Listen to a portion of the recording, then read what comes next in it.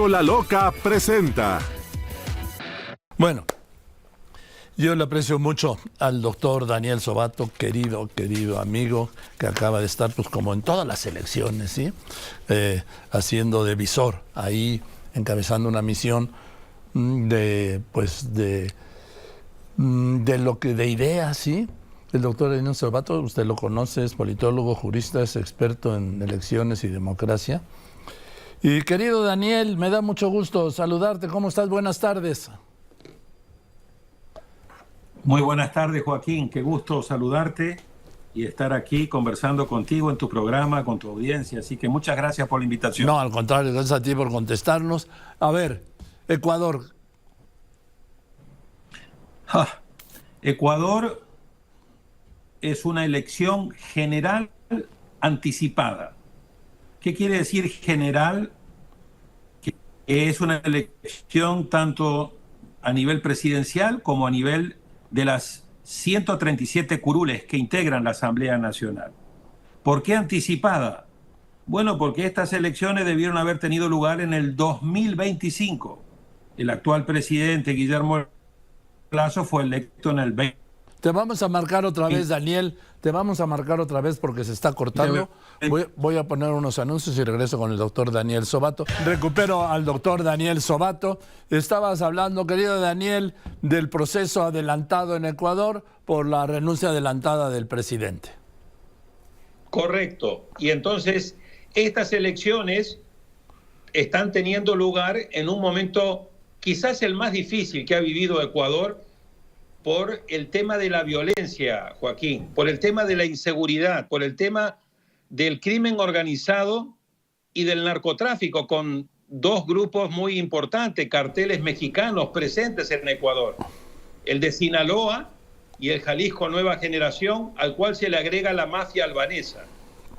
Todo eso determinó de que el proceso electoral, que ya venía muy complicado, se agravó aún más con el asesinato de uno de los candidatos muy bien posicionados en las encuestas, Fernando Villavicencio, que fue asesinado unos pocos días antes de las elecciones, y eso le cambió por completo el ritmo a la campaña electoral, le cambió la dinámica e impactó en los resultados.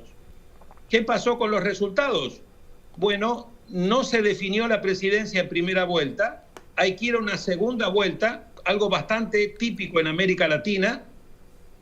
La segunda vuelta va a tener lugar el 15 de octubre y va a ser una competencia entre la candidata del correísmo, del expresidente Rafael Correa, se llama Luisa González, que quedó en primer lugar con el 33% de los votos, y en segundo lugar quedó ubicado Daniel Noboa, un joven político de 35 años, ex asambleísta, hijo de Álvaro Noboa, que buscó la presidencia en 5 oportunidades, un multimillonario ecuatoriano, y que en una de esas perdió hace 17 años con Correa. Así que, de una manera u otra, esta elección presidencial, que se va a disputar en su segunda vuelta el 15 de octubre, está planteada en términos similares a lo que fue la elección del 2021, en el eje correísmo-anticorreísmo.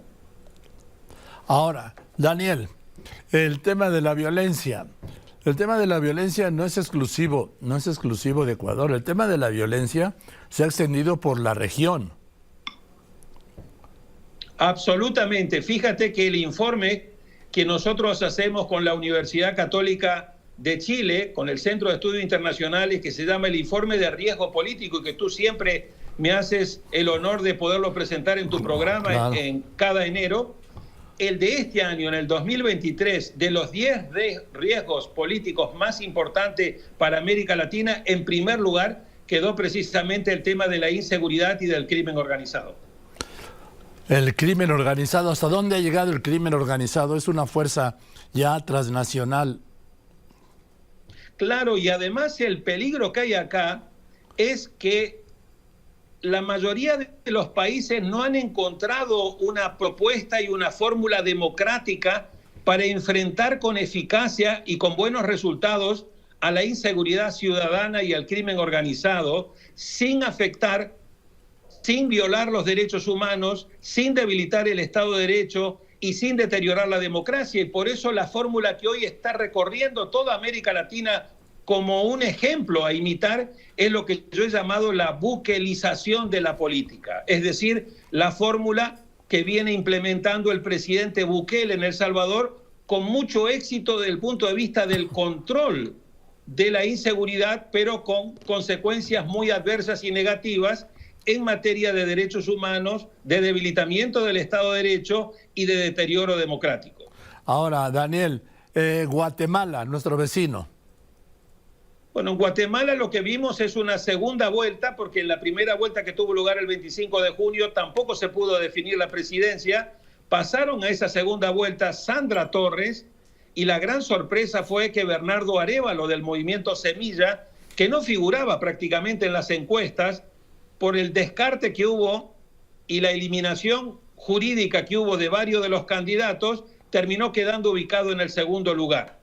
Y así como había ocurrido con Jimmy Morales en su momento, luego con Yamatei, el actual presidente, Sandra Torres es una candidata que siempre gana en la primera vuelta y siempre luego es derrotada en la segunda vuelta. Y Bernardo Arévalo, un candidato progresista, de centro izquierda, hijo de aquel que es considerado como el primer presidente democrático de Guatemala, Juan José Arévalo, logró el domingo pasado una victoria contundente, 58% contra 37% de Sandra Torres. Pero, y aquí vienen los peros, número uno, Sandra Torres todavía no ha reconocido su derrota pese a la enorme diferencia. Número dos, el Ministerio Público y particularmente el fiscal, que es el que está encargado de la lucha contra la impunidad, pero que forma parte de este llamado pacto de corruptos que hoy tiene el control pleno en Guatemala, está haciendo investigaciones para quitarle el registro al movimiento Semilla, que es el que ganó las elecciones. Tercero, queda un largo periodo entre agosto y enero del 2024, 14 de enero del 2024, que es cuando Arévalo asumiría la presidencia. Y entonces ahí hay muchos interrogantes de hasta qué punto el triunfo de Arévalo contundente va a ser reconocido y luego qué va a pasar en estos 5 meses hasta que él pueda tomar posesión y sobre todo cuál va a ser el desafío mayúsculo en materia de gobernabilidad de Arévalo, porque Arévalo va a tener tan solo 23 de los 160 congresistas que tiene el Congreso en Guatemala. O sea, va a estar en una amplia minoría y ese es un desafío muy enorme que el presidente Arévalo va a tener que enfrentar a partir de enero si es que logra superar estos desafíos y amenazas muy importantes que se ciernen sobre su futura presidencia.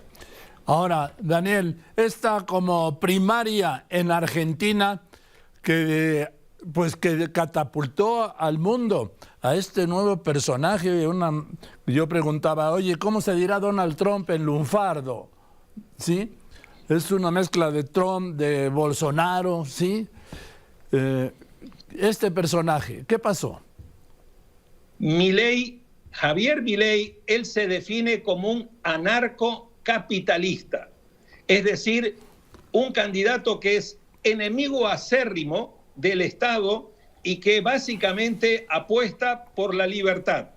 Esto quiere decir de que él quiere abolir el Banco Central, quiere decir que quiere dolarizar la economía, quiere decir que está a favor de la libre exportación de armas, quiere decir que está a favor de la libre venta de los órganos y un sinnúmero de hechos y de temas muy, muy controversiales, pero le ha generado un amplio nivel de respaldo en un país que está también atravesando por una situación de una mayúscula crisis económica y política.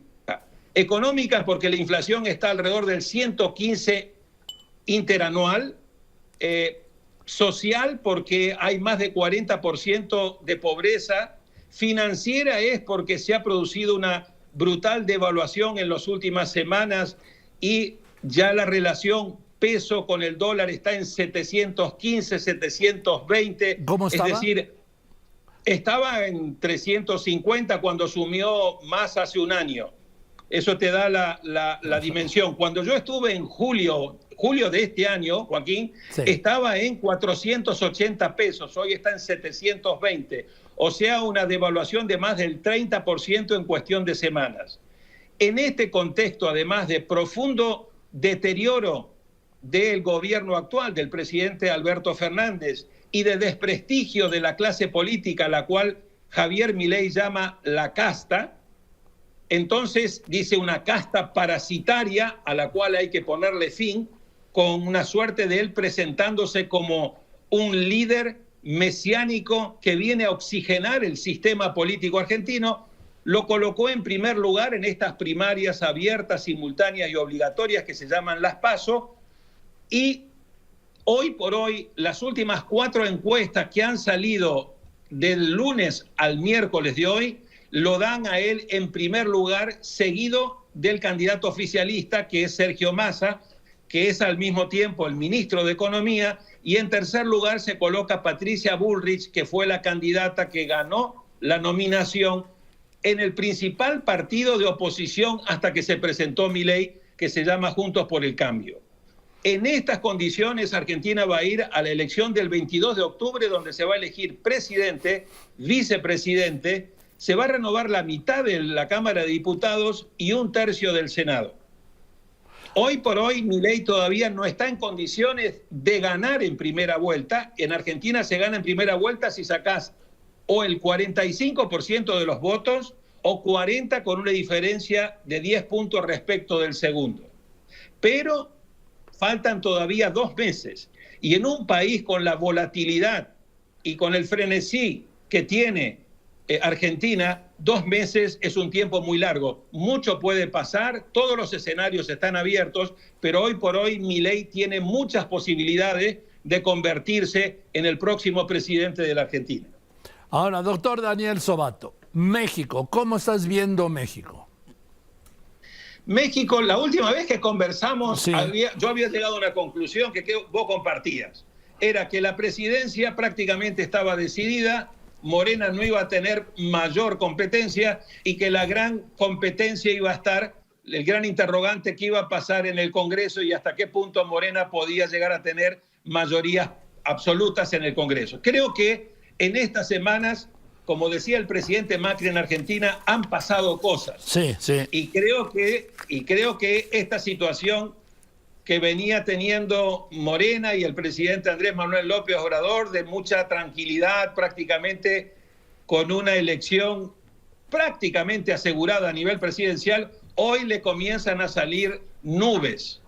Vamos a ver qué tanto se consolida la oposición, cómo se maneja el proceso interno de definición y de selección de la candidata o candidato que vaya a liderar la oposición, pero creo que en estas semanas el escenario se le ha venido complicando al presidente Andrés Manuel López Obrador y sobre todo hay que ver cómo se dirime la candidatura al interior del oficialismo y hasta qué punto la tensión entre los diferentes candidatos no termina generando una división. Creo que se han abierto nuevos interrogantes que le complican el escenario, ese escenario bastante tranquilo que aparentaba tener el presidente Andrés Manuel López Obrador. Coincido contigo, coincidimos cuando hasta antes de Xóchitl Gálvez las elecciones presidenciales del año que viene eran para López Obrador un trámite, sí, un día de campo, solo para